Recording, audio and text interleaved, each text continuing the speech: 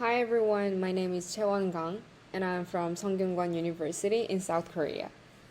Today, I'm honored to present our work titled HiDF, a Human-Indistinguishable Deepfake Dataset. Today's presentation will be organized as follows. Before I begin the technical content, I'd like to show you a short clip of one of my favorite actors, Tom Cruise. So, well, yes, as you might have guessed, this is not a real video of Tom Cruise. It's a deepfake where his face has been seamlessly synthesized onto another person's body. In the early days of deepfake technology, such videos often had visual artifacts like unnatural blinking, distorted lips, or blurry facial edges. But now, as you can see in this example, it has become possible to generate highly realistic deepfake videos that are nearly indistinguishable from real footage. With the rapid advancement and growing accessibility of deepfake tools, even non-experts, which means without any AI or coding knowledge, can now create highly convincing synthetic media. While there are positive applications in entertainment, film, and advertising, deepfakes are increasingly used for malicious purposes such as disinformation, political manipulation, and non-consensual explicit content. So these risks raise urgent questions about how we detect and mitigate such content in the real world. Much of today's deepfake detection research relies on publicly available datasets. The images you see here are actual examples from those datasets. As you can tell, many of them contain obvious visual artifacts such as blurry boundaries, misaligned facial features, or cartoonish distortions. In fact, most fakes in these datasets are easily detectable by human eyes. So this raises a fundamental question.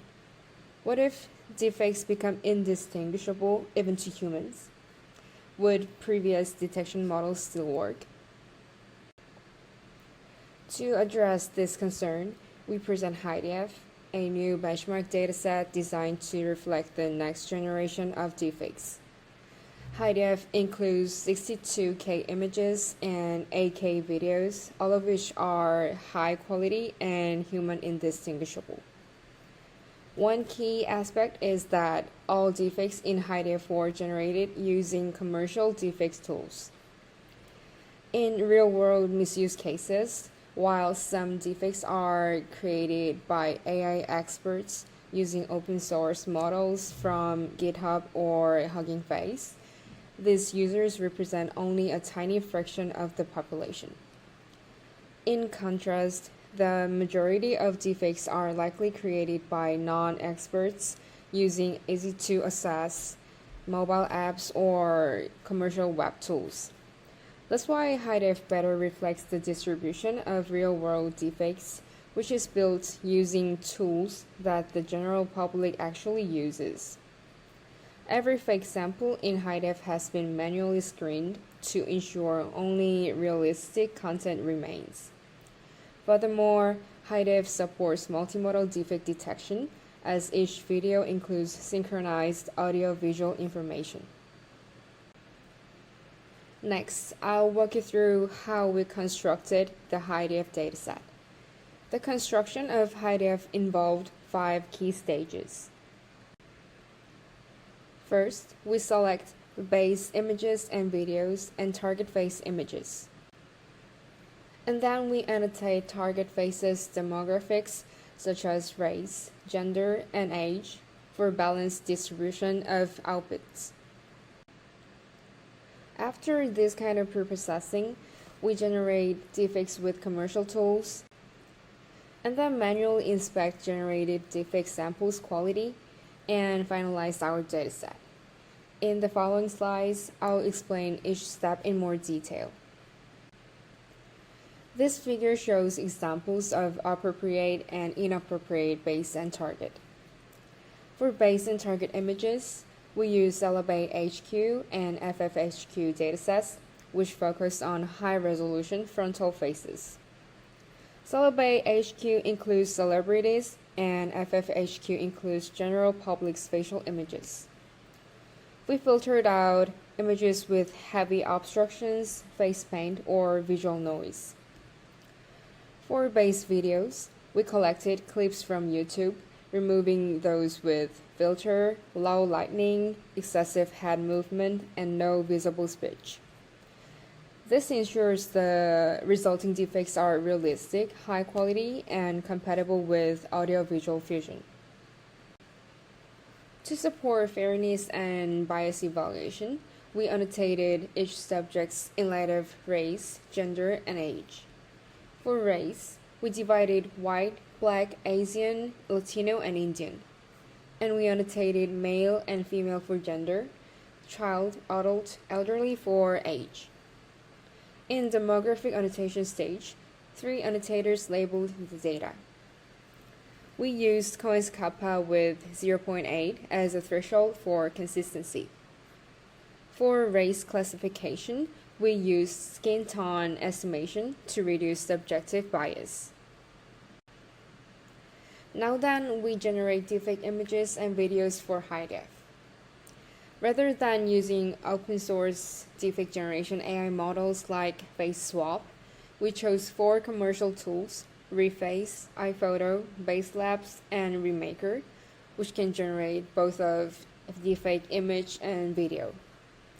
For data generation, we recruited 50 paid workers, and each of them tasked with creating 700 fake images and 210 fake videos per week. Workers used randomized combinations of base and target content without duplication, which ensured the diversity of the dataset. And workers could retry generations until they produced high-quality results. So this kind of human-in-the-loop strategy ensures that outputs were visually flawless and realistic. After generation, we conducted manual inspections on all fake samples. We removed images and videos with issues such as misaligned eyes, nose, or mouth, and face blending failures like this, and the cases of lip sync errors or eye twitches in videos like this was excluded. This stage is what makes HiDF unique. It means only human-indistinguishable fakes survive the final cut. Each fake has a 1-to-1 real counterpart, and all data is non-overlapping in base and target to prevent identity leakage. Now I'd like to walk you through the main experiments we conducted in this study. First, we performed a qualitative evaluation to assess how natural HiDF appears to human compared to existing deepfake datasets. We conducted an online survey with 69 participants. Each participant was shown both images and videos from 6 different deepfake datasets and 1 real dataset, and they rated each sample on a 6-point Likert scale from 1 to 6. As you can see in the results shown here, participants rated HiDF as significantly more natural compared to previous deepfake datasets. What's especially noteworthy is that HiDF's naturalness scores were nearly identical to those of the real dataset. This suggests that participants had difficulty distinguishing HiDF samples from real content. In other words, HiDF is composed of high-quality, human-indistinguishable deepfakes. Next, we conducted a quantitative evaluation using 2 widely adopted metrics, FID and FVD. Both metrics measure the distance between real and generated samples. The lower the value, the more similar the generated content is to real data. As shown in the table, HiDF records the lowest FID and FVD scores across all datasets. This means HiDF successfully preserves the distribution of real content while producing highly realistic fake samples. Furthermore, the small gap between HiDF's real and fake samples indicates that the two are hard to distinguish, which is consistent with our earlier qualitative evaluation. Lastly, we compared the performance of popular deepfake detection models across different datasets, including HiDF. As you can see in the table, all baseline methods, whether for images or videos, showed a noticeable performance drop when applied to HiDF. The results suggest that current models struggle when faced with highly realistic, human-indistinguishable deepfakes. This underlines the need for next-generation detection models that are robust even under more subtle and deceptive manipulations. To conclude, let me summarize what we have achieved through this work. First, we introduced HiDF, a large-scale, human-indistinguishable deepfake dataset that fills a crucial gap in existing benchmarks. By using commercial tools and applying rigorous manual filtering, we ensured that our data is not only realistic, but also difficult for both humans and AI to detect. Second, through extensive evaluations, we showed that existing detectors struggle significantly on HiDF. This highlights the limitations of current approaches that rely heavily on visual artifacts. So we believe HiDF can serve as a foundation for future research, from robust detection algorithms to LLM safety to bias and fairness analysis in AI-generated media. And so, this is the end of my presentation. Thank you for your attention.